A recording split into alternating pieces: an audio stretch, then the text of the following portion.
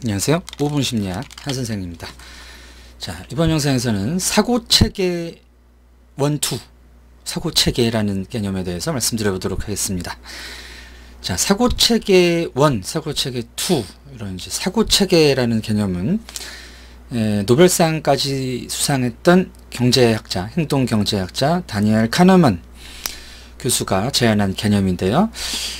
인간에게는 두 가지 사고체계가 있다. 자, 이런 내용입니다. 자, 인간의 추론과 판단의 과정을 보면 어떤 경우에는 굉장히 이게 사람들이 대충대충 생각을 하는 경향이 있고, 또 어떤 경우에는 또 굉장히 꼼꼼하게 여러 가지 면밀하게 판단하는 이런 경우가 있습니다. 근데 이게 같은 사람이라고 보기에는 어려울 정도로 다른 식의 의사결정 방법인데요. 자, 이것을 이제 다니엘 카네만 교수는 두 가지 사고 체계가 있고, 사람들이 상황에 따라서, 목적에 따라서 이런 사고 체계를 바꿔가면서 사용한다라는 개념입니다. 자, 사고 체계 1이 이제 좀 더 직관적이고 자동적으로 작동하는 그런 사고 체계인데요. 일단 이런 사고 방식의 장점은 이제 빠르다는 점이죠, 그죠? 그래서 어떤 이제 도식대로 내가 행동하는 거, 하던 대로, 또는 이제 주변에서 쉽게 구할 수 있는 정보를 가지고 이제 자동적으로 판단을 하는 방법입니다. 자, 이런 사고 체계는 이제 나한테 크게 중요하지 않은, 그렇죠? 일단은 이제 나한테 크게 중요하지 않은, 그냥 꼼꼼하게 생각하지 않아도 쉽게 결정을 해도 부담이 적은 요런 주제, 요런 내용의 판단에 일단 작용을 하겠고요. 또 하나는 이제 너무 나다워서 자기 도식과 관련 있는 요런 것들은 이제 워낙에 내가 하던 거고 내 생각과 가까운 것이기 때문에 그만큼 이제 하던 대로 자동적으로 판단할 가능성이 있겠죠. 자, 그리고 이 사고체계 1, 직관적 사고체계의 또 하나의 특징이 이제 감정, 정서가 실린다는 점입니다. 그래서 이 태도에는 이제 정서 요소가 있죠. 내가 어떤 대상에 대해서 가지고 있는 태도에는.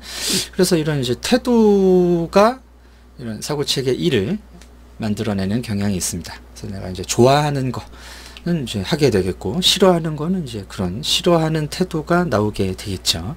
자, 이것이 이제 사고체계 1이고요. 사고체계 2는 이제 복잡하고 논리적이고 이제 오래 걸리는 판단을 그런 종류의 사고를 사고체계 2라고 하는데, 일단 느리고요. 여러 가지 그 상황과 조건을 판단해야 됩니다. 그래서 이제 노력이 많이 들어가겠죠. 인지적 노력이.